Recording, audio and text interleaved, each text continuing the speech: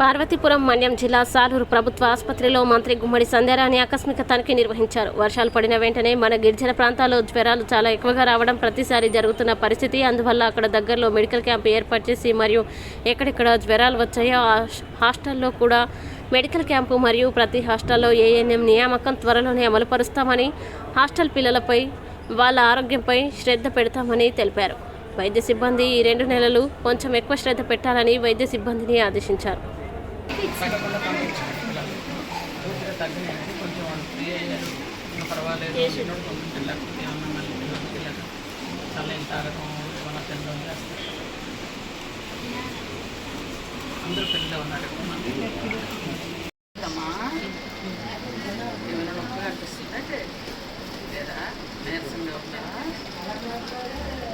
తగ్గాక వెళ్ళు స్కూల్కి ముందు వెళ్ళకు.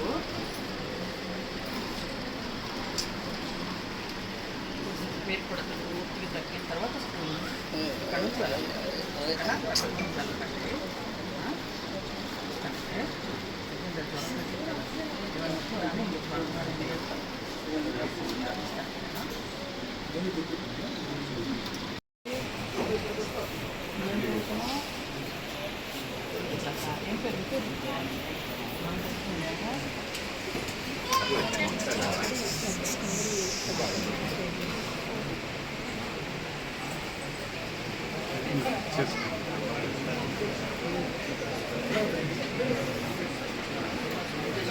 ఇక్కడ వెనకొచ్చి